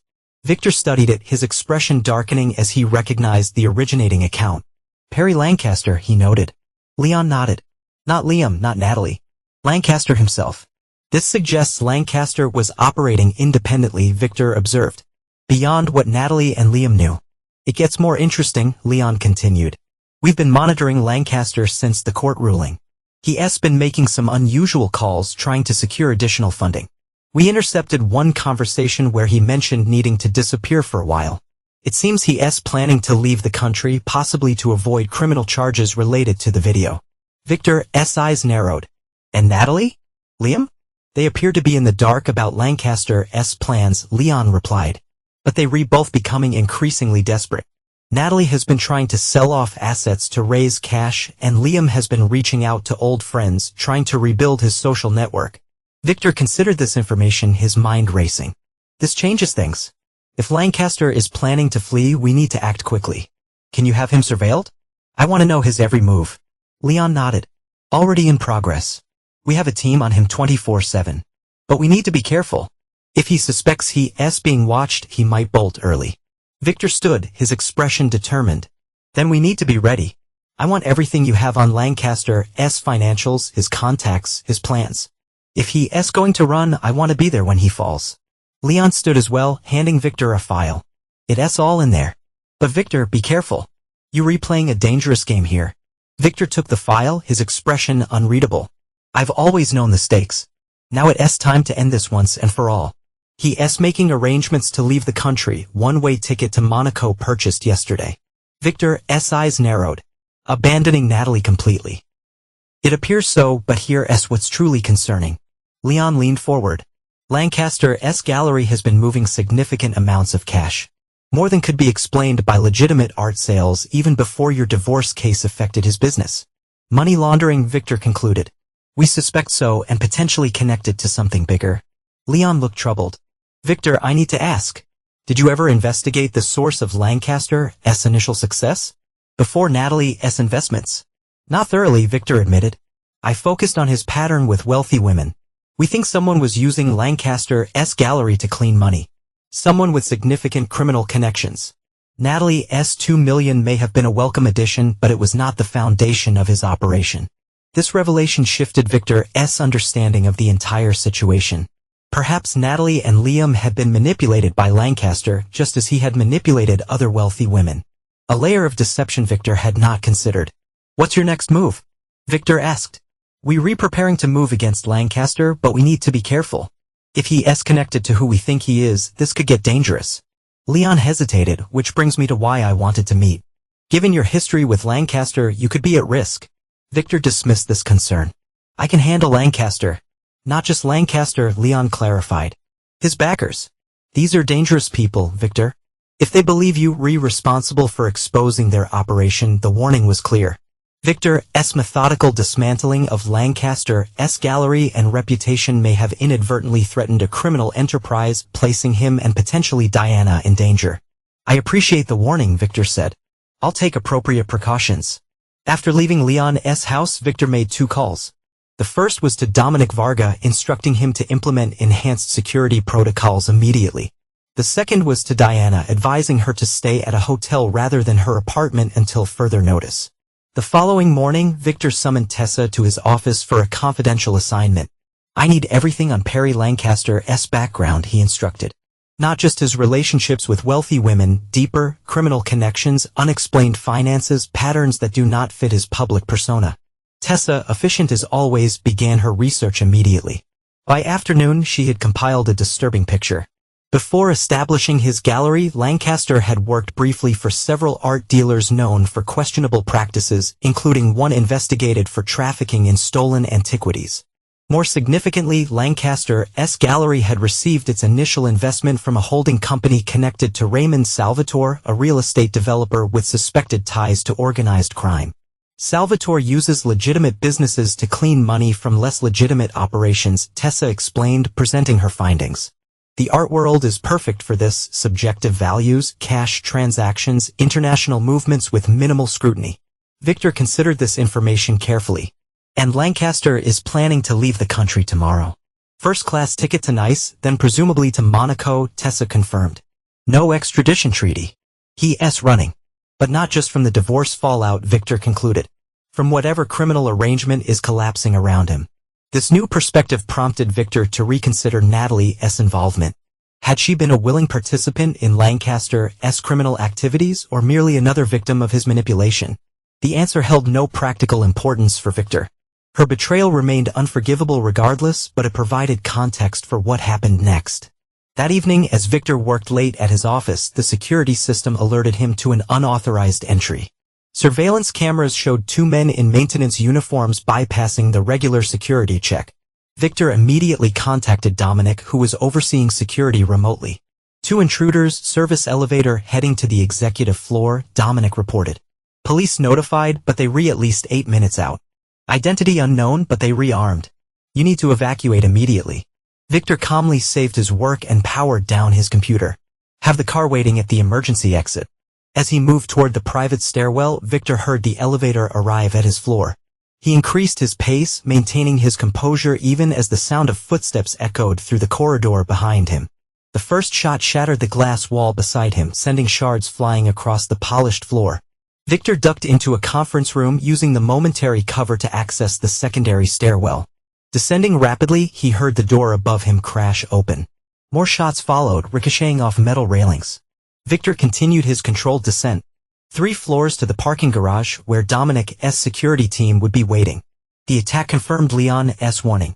Lancaster's criminal associates considered Victor a threat that needed elimination. What they failed to understand was that Victor Mercer had navigated dangerous situations throughout his career. Their crude attempt at intimidation merely reinforced his resolve. Reaching the garage, Victor found Dominic waiting with an armored SUV engine running. Any other threats identified? Victor asked calmly as they pulled away moments before police vehicles converged on the building. Not currently, Dominic replied, checking monitors. But if they retargeting you here, they might try your residence or family members. Diana's secure at the Westbrook Hotel under a different name, Victor noted. But Natalie and Liam could be at risk too, if only as leverage against me. Despite everything that had happened, Victor would not allow his former wife and son to face danger because of his actions. He instructed Dominic to send teams to monitor their locations discreetly. Meanwhile, Leon Powell received word of the attack and initiated emergency procedures. Within hours, federal agencies were involved, the apparent assassination attempt providing justification for immediate action against Lancaster's operation. By midnight, teams were prepared to move against Lancaster and his associates. The art dealer, however, had disappeared from his apartment, apparently alerted to the impending arrest. The following morning, as Victor worked from a secure location, he received an unexpected call from Natalie. Victor, her voice trembled with fear, someone broke into my apartment last night. They ransacked everything. Are you hurt? No, I was not home. She hesitated. but they left a message on my mirror in what looks like blood. Where is it? Victor processed this development. They were looking for something they believe Lancaster gave you. Evidence, perhaps? Documentation of their operation that Lancaster might have kept as insurance. Victor considered the possibilities. Has Lancaster contacted you recently? Not since the court ruling, Natalie admitted. He's been avoiding my calls.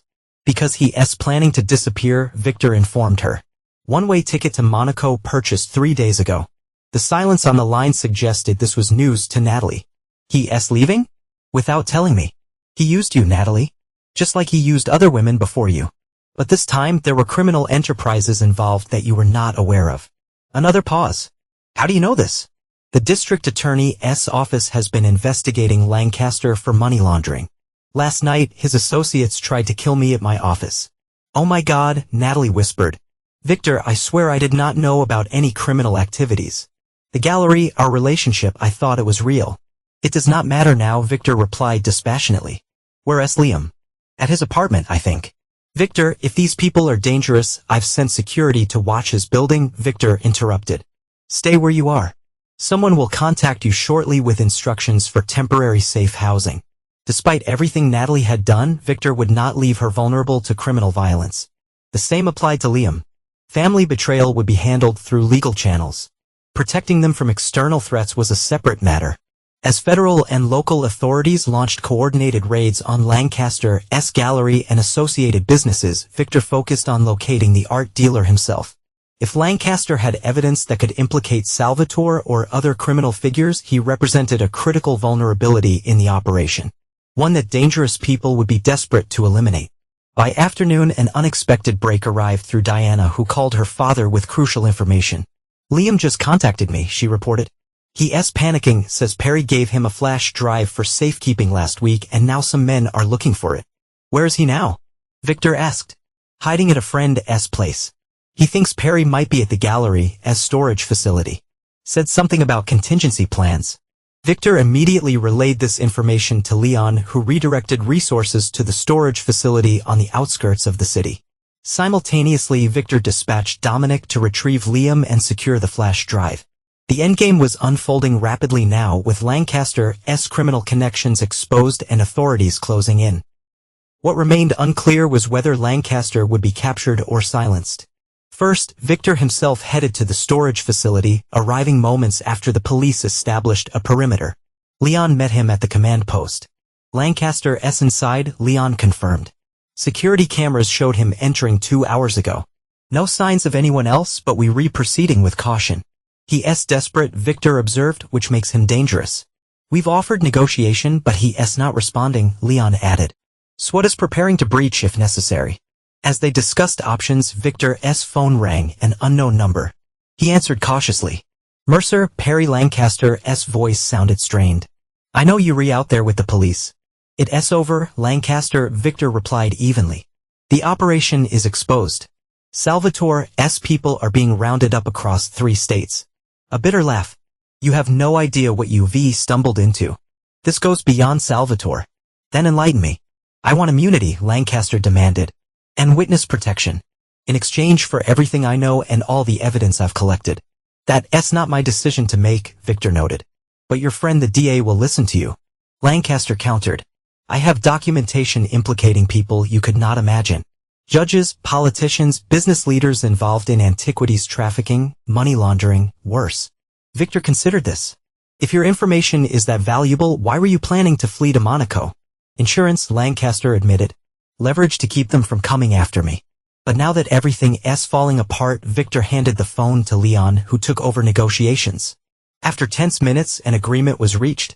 Lancaster would surrender and turn over his evidence in exchange for consideration and charging and placement in witness protection. As SWAT officers prepared to escort Lancaster from the building, shots echoed from within the storage facility. By the time teams breached the location, they found Lancaster wounded but alive. Apparently, the target of a sniper positioned in a building across the street. The shooter escaped, but Lancaster survived, his testimony and evidence secure. In the following days, arrests mounted as Lancaster's information led authorities through networks of criminal activity that had operated beneath legitimate business fronts for years. Liam surrendered the flash drive to federal agents, confirming he had no knowledge of its contents, only that Lancaster had asked him to keep it safe. Analysis revealed additional documentation of financial crimes, strengthening the case against major figures in the operation.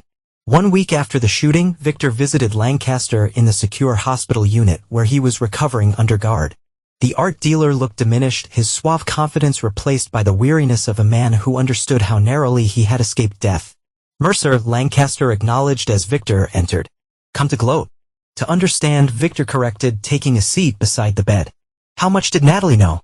Lancaster shrugged. Nothing about the criminal side. She thought the gallery was legitimate, just underperforming. That's why her investments were so valuable, clean money mixing with the rest. And Liam? Just a kid impressed by the art world. Useful for introducing me to his mother. Nothing more. Lancaster studied Victor. You destroyed my operation very efficiently. I underestimated you. A common mistake, Victor noted without emotion. Was it worth it? Lancaster asked. Tearing everything apart. Exposing everyone's true nature? Victor considered this. Truth has inherent value. Even when it's painful. Philosophical to the end, Lancaster observed. But you've lost your family completely now. I lost them when they betrayed me, Victor corrected. Everything since has merely been confirmation. As Victor rose to leave, Lancaster called after him. She really did love you once, you know? Before I convinced her otherwise. Victor paused at the door. That makes her betrayal worse, not better. With Lancaster's testimony secured and criminal prosecutions proceeding, the divorce case faded from public attention. Judge Fontaine's ruling stood, with Natalie receiving minimal assets after repaying the diverted funds. Perry Lancaster disappeared into witness protection. His testimony helped to dismantle criminal networks but earned him enemies who would never stop searching for him. His gallery was seized by federal authorities, legitimate artwork returned to consignors, and criminal proceeds confiscated. For Victor, the resolution brought no joy. Only the cold satisfaction of justice served and a clear path forward. The attack at his office had revealed vulnerabilities in his security that he addressed systematically. The criminal investigation had exposed connections that might otherwise have remained hidden. Most importantly, the entire experience had shown him with perfect clarity who could be trusted and who could not. As he had always maintained, actions revealed character in ways words never could. The final pieces were in place. The game was effectively over. All that remained was to address the lingering questions of what would become of those who had betrayed him and whether Victor Mercer was capable of forgiveness. The answer to that question had never been in doubt. 3 months after the Lancaster investigation concluded, Victor Mercer stood at the floor-to-ceiling windows of his new penthouse overlooking the city. The Connecticut estate had been sold as ordered by the court, with proceeds divided according to Judge Fontaine's ruling. Victor had chosen not to contest Natalie's minimal share, seeing no value in prolonging the legal battle. Diana entered the spacious living room, home from her first semester at university. At 18, she carried herself with the poise of someone who had weathered significant storms and emerged stronger. The view is incredible, she observed, joining her father at the window. Different perspective, Victor agreed. Sometimes necessary. They stood in comfortable silence, watching lights flicker across the urban landscape below. Their relationship had evolved in the aftermath of the divorce. Less formal, more genuine. Diana had witnessed both her parents at their worst and made her own judgments. Have you heard from Mom? Victor finally asked, a question he had deliberately avoided during their regular calls. Diana nodded. She's moved to Portland, taking classes at the community college. Graphic design, I think. Victor absorbed this information without comment. Natalie had emerged from the divorce and criminal investigation with her reputation damaged, but her legal record intact. Lancaster's testimony had confirmed her ignorance of the criminal enterprises, allowing her to avoid prosecution. And Liam? Diana hesitated. Working at a gallery in Chicago. Smaller place, entry-level position. She searched for the right words. He's struggling with everything that happened. Victor's expression remained neutral. Liam had faced greater consequences than Natalie. His involvement in creating the falsified video had resulted in a suspended sentence for attempted fraud, the judge showing leniency due to his age and cooperation in the Lancaster investigation. They both ask about you, Diana added carefully. Do they? Mom wanted me to tell you she's sorry, that she understands now what Perry really was. Victor turned from the window. Remorse after consequences is not particularly meaningful. I know, Diana acknowledged. I'm just telling you what she said. Later that evening, as they shared dinner in the minimalist dining room, Diana broached another sensitive subject. Thanksgiving is next month, she noted. I was thinking of seeing Mom and Liam. Victor nodded. That's your decision. Would you consider? Diana began, then reconsidered. Reconciliation, Victor finished her thought. No. Not even eventually. People make mistakes, Dad. Mistakes are accidental, Victor corrected. What they did was deliberate, sustained, and would have continued indefinitely had I not discovered it. Diana studied her father. So that's it. Permanent excommunication. I do not prevent you from maintaining relationships with them, Victor pointed out. I simply choose not to do so myself. Because you see, a not forgive, Diana observed, not as criticism but a statement of fact. Because actions have permanent consequences, Victor clarified. Forgiveness does not change what occurred or what it revealed about character. The conversation shifted to Diana's studies, but the underlying question lingered between them. Diana, still young enough to believe in redemption, struggled to accept her father's absolute position. Victor, formed by decades of experience, saw no value in pretending betrayal could be erased. The following morning, Victor attended the opening of Mercer Tower, his company's newest project. The 50-story building featured his signature glass architecture, transparent yet strong, revealing yet protective. As he cut the ceremonial ribbon, business leaders and city officials applauded politely. Among the attendees was Tessa Reinhardt, now promoted to Chief Operations Officer. Her unwavering loyalty during the divorce crisis had proven her value beyond administrative support. Congratulations, she said, joining him after the formal ceremony. The building's magnificent. Thank you for handling the arrangements, Victor replied. The press coverage looks positive. Mostly, Tessa confirmed. Though some reporters still tried to ask about personal matters. Inevitable, Victor acknowledged. The scandal had faded from headlines but remained a point of public curiosity. Later, as Victor toured the building with investors, he received an unexpected message from Leon Powell. The district attorney requested a meeting that evening, urgent but confidential. When Victor arrived at Leon's office after hours, he found his friend looking troubled. There's been a development in the Lancaster case, Leon began without preamble. His protection has been compromised. Victor raised an eyebrow. How?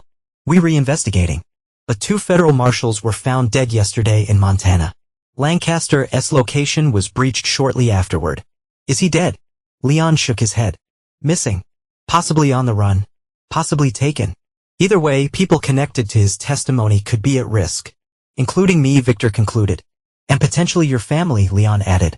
I've arranged additional security for Diana at her university. But there's another concern. He hesitated. Natalie and Liam are not in our protection program. If someone believes Lancaster shared information with them, the implication was clear. Despite everything, Natalie and Liam could be in danger because of their connection to Lancaster and, by extension, to Victor. What are you suggesting? Victor asked. We can offer them temporary protection, Leon replied. But they need to be notified of the risk immediately. Victor considered this briefly. I'll handle it. Despite their estrangement, Victor would not allow Natalie and Liam to face potential danger without warning. After leaving Leon's office, he instructed Dominic Varga to dispatch security teams to Portland and Chicago immediately. Then, for the first time in nearly a year, Victor called Natalie directly. She answered on the 3rd ring, her voice cautious. Victor, Lancaster's witness protection has been compromised, he stated without greeting. People connected to his testimony may be targeted. Security is being arranged for you. A sharp intake of breath. Is this real? Or some new game? It's real, Victor confirmed coldly. A team will contact you within the hour with instructions. Follow them precisely. Victor, the same arrangements are being made for Liam, he continued, ignoring her attempt to extend the conversation. I've notified him separately. Thank you, Natalie said quietly. I know you do not owe us anything after what happened. Victor's response was precise. This is not about what I owe. It's about ensuring no one else becomes collateral damage in a situation I helped create. After ending the call, Victor implemented his own enhanced security protocols. The penthouse's advanced systems were activated. His movements restricted to secure locations. His communications limited to necessary contacts only. 3 days passed without incident. Then, as Victor worked late in his home office, the security system detected an intrusion attempt at the penthouse's service entrance. Simultaneously, his phone received a priority alert from Dominic. 2 subjects neutralized at your location, Dominic reported. But we've lost contact with the team watching Liam in Chicago. Victor processed this with characteristic calm. Status of Diana and Natalie? Diana's security reports all clear. Natalie's team confirmed her safety 10 minutes ago. Find Liam, Victor instructed. Use whatever resources necessary. Within hours, the situation clarified. Liam had disappeared from his apartment, leaving signs of a struggle. Local police and federal agents were investigating. But initial evidence suggested professional abduction rather than random violence. When Victor received this confirmation, he made an immediate decision. Rather than simply enhancing his security further, he would use himself as bait to draw out whoever was targeting his family. If Lancaster's former criminal associates believed Victor possessed information that threatened them, he would exploit that belief. The plan required precise timing and controlled risk. Working with Leon and Dominic, Victor arranged for news to leak that he had received critical evidence from Lancaster before the witness protection breach. The information would be deliberately vague but suggest Victor now held documentation that could expose remaining criminal networks. This is extremely dangerous, Leon warned during a secure call. You're repainting a target on yourself. The target already exists, Victor pointed out. I'm simply making it larger to draw attention away from others. The strategy worked more quickly than anticipated. Within 24 hours of the leaked information, Victor's security team identified surveillance on his office and penthouse. Rather than apprehending these observers, they were monitored, potential leads to whoever held Liam. On the 3rd day, Victor received a text message from an unknown number. Exchange the Lancaster documents for your son. Instructions to follow. The expected ransom demand had arrived. Now came the most precarious phase of Victor's plan. Working with federal authorities, he prepared a counter-move that would appear to comply with the kidnappers' demands while actually setting a trap. Diana, safely secured at a government facility, called in distress when she learned of the situation. They have Liam, her voice trembled. Dad, what's happening? A final attempt to leverage the Lancaster evidence, Victor explained calmly. It's being handled. But Liam could be hurt. Or he would not be, Victor interrupted with absolute certainty. They need him alive as bargaining power. What Victor did not share with Diana was his own role in the recovery operation. The exchange had been arranged for midnight at an abandoned warehouse complex, a location that offered multiple tactical advantages for both sides. As the hour approached, Victor arrived alone as instructed, carrying a briefcase supposedly containing Lancaster's documentation. In reality, federal agents had positioned themselves throughout the complex, prepared to move on Victor's signal. Inside the main warehouse, illuminated only by moonlight through broken windows, Victor found 3 men waiting. One held a gun to Liam's head. The documents, the apparent leader demanded, a hard-faced man in an expensive suit. First, confirmation he's unharmed, Victor studied his son's condition. Liam appeared battered but conscious, his eyes reflecting fear and confusion at his father's appearance. He's alive, the leader snapped. That's your confirmation. The documents now? Victor remained calm. You re-Salvatore's people. Salvatore is in federal custody because of Lancaster, the man snarled. And you helped put him there. The only reason you're still breathing is those documents. Interesting perspective, Victor observed. Since Lancaster testified that Salvatore was merely a mid-level facilitator in a much larger organization, the leader's expression flickered with uncertainty. The documents. Final warning. Victor placed the briefcase on the floor between them. Everything Lancaster provided is there. Original copies, not duplicates. As the leader gestured for one of his men to retrieve the case, Victor added, there's also a transmitter that has been broadcasting this entire conversation to federal agents surrounding this building. For a moment, perfect stillness descended over the warehouse. Then chaos erupted as agents breached from multiple entry points simultaneously. Gunfire echoed through the cavernous space. The leader raised his weapon toward Victor, who remained motionless. His eyes locked on the man who threatened his son. The federal sniper's shot was precise, dropping the leader before he could fire. Liam fell forward, released from his captor's grip. Within seconds, the remaining kidnappers were neutralized or surrendered. As agents secured the scene, Victor approached his son, who sat on the concrete floor, trembling from shock and exhaustion. Dad? Liam looked up, disbelief in his eyes. You came for me? Yes, Victor answered simply, helping him to his feet. After everything, that's irrelevant to the current situation. As medical personnel examined Liam and federal agents processed the captured kidnappers, Victor stepped outside to call Diana and confirm her brother's recovery. The night air was cold, the industrial complex eerily silent now that the operation had concluded. Leon joined him, looking both relieved and concerned. That was unnecessary risk, Victor. We had a tactical team ready. It needed to be me, Victor replied. They would not have believed anyone else had the actual documents. Still, Leon shook his head. You put yourself in the line of fire for a son who betrayed you. Victor's response was measured. I do not forgive betrayal, but I do not abandon family to violence either. Those are separate matters. 2 days later, with the immediate threat neutralized and Lancaster recaptured by federal marshals, Victor sat across from Liam in a secure hospital room. His son's physical injuries were minor, but the psychological impact of the abduction remained evident in his haunted expression. The doctors say you can be released tomorrow, Victor noted. Liam nodded. They told me you arranged for a security detail to continue once I'm out. Precautionary, Victor confirmed. Until all Lancaster's former associates are accounted for. An uncomfortable silence stretched between them before Liam finally spoke again. Why did you do it?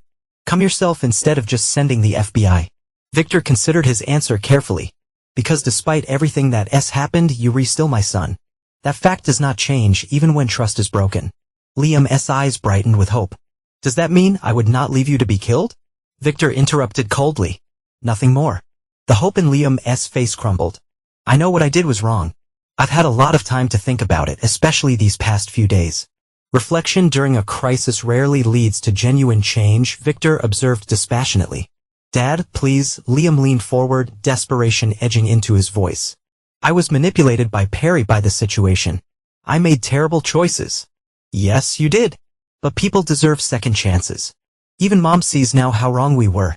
Victor studied his son carefully. Second chances require trust. Trust requires credibility. You have none. Tears welled in Liam's eyes. So that's it. Forever? No possibility of redemption. Redemption is a personal journey, Victor replied. One you are free to pursue.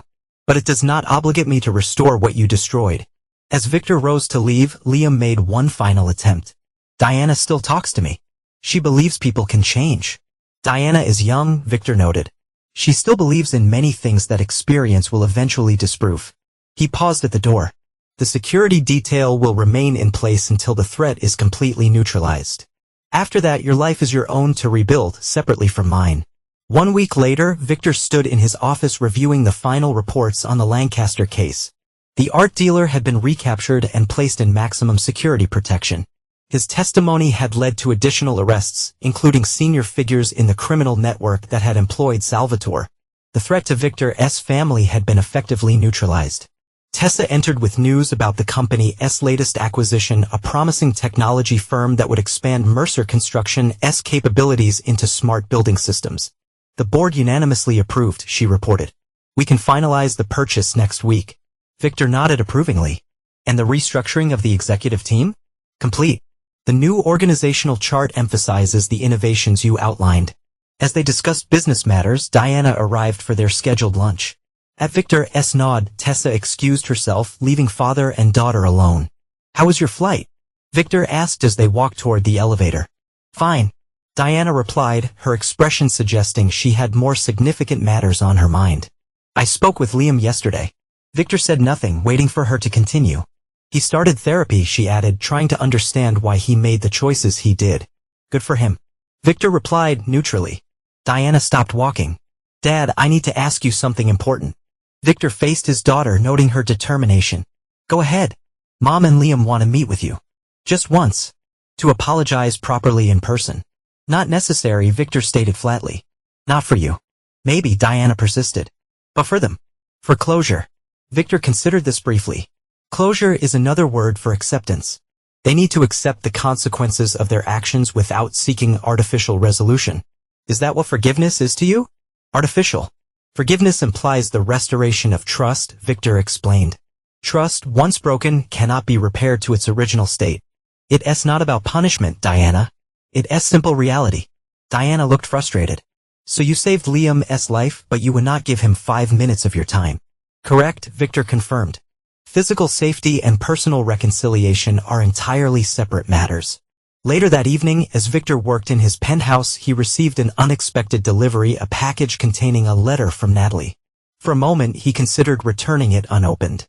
Instead, after a brief hesitation, he read it. Victor, I know words mean little after what happened.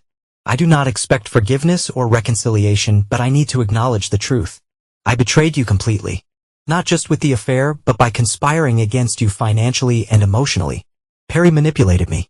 Yes, but I allowed it. I chose to believe the worst about you because it justified my actions. I wanted what you had without earning it myself. Thank you for protecting Liam despite everything.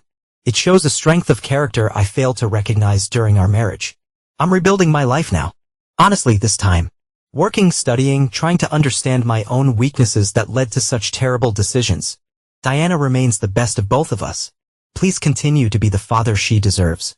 Natalie. Victor read the letter twice, his expression unchanging.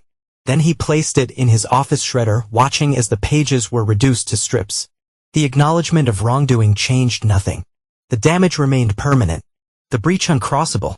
3 months later, Victor attended the graduation ceremony for Diana's freshman year. She had excelled academically, making the dean's list despite the turbulence in her family life. As they celebrated over dinner afterward, she approached the subject of her mother and brother again.